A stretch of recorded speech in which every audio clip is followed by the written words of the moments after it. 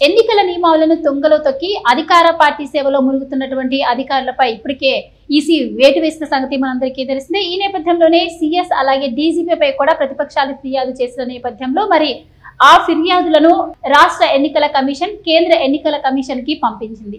ఇక కేంద్ర ఎన్నికల కమిషన్ నుంచి ఈ రోజు రేపో ఉత్తర్వులు రాబోతున్నాయి. ఆ ఉత్తర్వులు రాగానే సీఎస్ డీజీపీపై కూడా వేటు పడే అవకాశం ఉంది అని వార్తలు అయితే వస్తున్నాయి. దీనిపై ముఖేష్ కుమార్ మీనా స్పష్టం చేయడం కూడా జరిగింది. మరి ఈ నేపథ్యంలో వాళ్ళపై ఎలాంటి చర్యలు తీసుకునే అవకాశం ఉంది, మరి కొత్త వారిగా ఎవరిని నియమించే అవకాశం ఉంది, మరి రాష్ట్రంలో పరిణామాలు ఎలా మారబోతున్నాయి, ఈ వివరాలన్నీ తెలుసుకునే ప్రయత్నం చేద్దాం. మనతో ఉన్నారు senior political journalist doctor Durga Vatlamani గారు. నమస్కారం అండి. నమస్తే.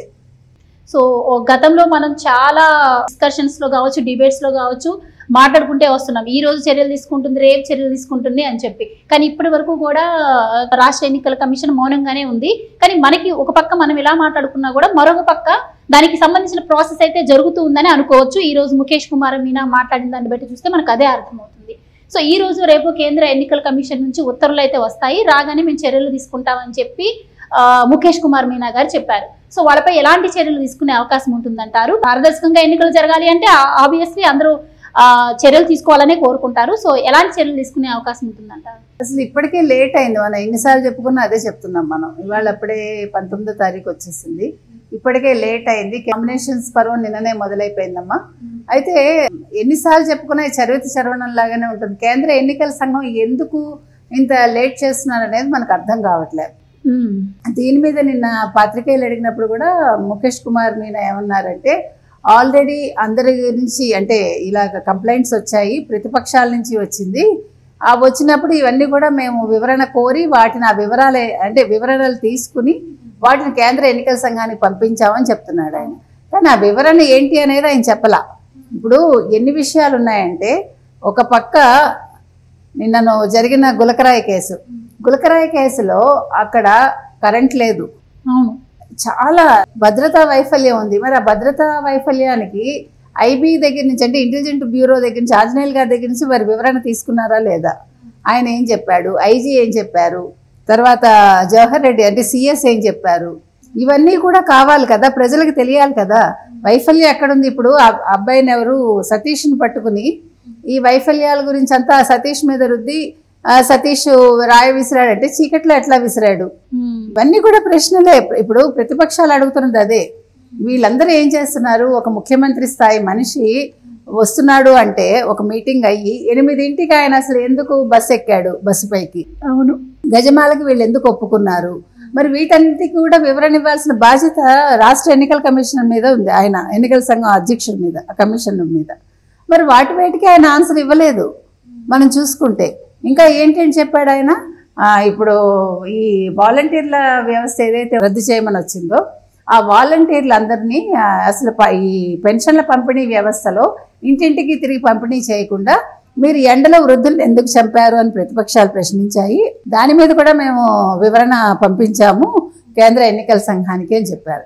ఇంకొక విషయం ఏంటి, ఇప్పుడు ఈ వాలంటీర్లు ఎవరైతే ఉన్నారో వీళ్ళు రిజైన్ చేశాక వాళ్ళు ప్రభుత్వం అండర్లో ఉండరు వాళ్ళు, ఆయన చెప్పేది. సో ఇప్పుడు ఓటర్ లిస్ట్లో ఏ వ్యక్తి పేరు అయితే ఉంటుందో వాళ్ళు స్థానికంగా పోలింగ్ ఏజెంట్గా పనిచేయచ్చు. అయితే వాలంటీర్లు రిజైన్ చేశాక ఏజెంట్గా ఉండకూడదు, అంటే ఎన్నికల ఏజెంట్గా పని చేయకూడదు అని ఎన్నికల సంఘం మాకు అలా కొత్త రూల్ పెడితేనే మేము దాన్ని ఇంప్లిమెంట్ చేయగలం అనే విషయాన్ని కూడా ఆయన ప్రస్తావించారు. నిన్నటి వరకు జరిగింది ఇది. ప్రధానంగా 2 ఇష్యూస్ మీరు చెప్పినట్టు గులకరాయి ఘటన దాడిపై కేసు ఒకటి, భద్రతా వైఫల్యం గురించి కమిషనర్ని కూడా మేము వివరణ కోరాము. సరే అదొక భద్రతా వైఫల్యం గురించి. అయితే వృద్ధాప్య పెన్షన్ లో మేము ఇంటింటికి వెళ్ళి పంపిణీ చేయమని చెప్తే వృద్ధుల్ని తీసుకొచ్చి ఎండలో ఉండి వాళ్ళ మరణానికి కారణమయ్యారు సిఎస్ అని చెప్పి ఈ 2 అంశాలనే ప్రధానంగా మాకు ప్రతిపక్షాలు ఫిర్యాదు చేయడం జరిగింది. వీటి రెండింటినే మేము పరిగణలోకి తీసుకున్నామని చెప్పి ఆయన చెప్పారు. సో మరొక పక్క చూస్తే సిఎస్ మీద ఇంకా వేరే ఆరోపణలు కూడా ఉన్నాయి. డైరెక్ట్గా ఎన్నికల కమిషన్ నుంచి సిఎస్ రెడ్డికి ఎన్నికల కమిషన్ నుంచి ఎవరైనా సస్పెండ్ చేయండి అని ఆదేశాలు పంపిస్తే ఆయన ఖాతరు చేయని సందర్భాలు మనం చూసాం. ఈవెన్ నిన్నటి వరకు సచివాలయ సంఘం అధ్యక్షుడైనటువంటి వెంకటరామరెడ్డి గారి మీద చర్యలు తీసుకోమంటే తీసుకోని పక్షంలో కొంచెం ఎలక్షన్ కమిషన్ ఒత్తిడి చేసిన నేపథ్యంలో నిన్న అకస్మాత్తుగా ఆయన్ని సస్పెండ్ అయితే చేయడం జరిగింది. మరి వీటన్నింటి నేపథ్యంలో కూడా మరి ఈ రోజు రేపు చర్యలు తీసుకుంటారు అంటున్నారు. సో ఎలాంటి చర్యలు తీసుకుంటారంటారు? అదేనమ్మా, ఇప్పుడు 8వ తారీఖు ఎప్పుడో అతను వెంకటరామరెడ్డి గారిని సస్పెండ్ చేయమని కోరితే ఈయన అది దాచిపెట్టి ఏం చేశాడైనా, మీరు వెళ్ళి ఆర్టీసీ వాళ్ళతో మాట్లాడుకోండి, మీరు వాళ్ళ దగ్గర నుంచి అది వెనక్కి తీసుకునేలాగా చెయ్యండి అని ఈయన పంపించి వాళ్ళని ఈయన బుజ్జగించడానికి ప్రయత్నించి మీరు వెనక్కి తీసుకోండి, నా మీద సస్పెన్షన్ లేకుండా చూడండి అంటూ చెప్పాడు ఆయన. మరి అదేది లేకుండా నిన్న ఇంకా తప్పనిసరి పరిస్థితుల్లో ఆ వెంకటరామరెడ్డిని ఇంటికి పంపించడం జరిగింది, అంటే సస్పెండ్ చేయడం జరిగింది. దాని కేంద్ర ఎన్నికల సంఘం ఏం చెప్పిందంటే, అధికారి మీరు ఎటువంటి ఆయన ఉన్న ప్రదేశం నుంచి చెప్పకుండా ఎక్కడికి వెళ్ళటానికి వీల్లేదు, అక్కడే ఉండాలి అని చెప్పింది.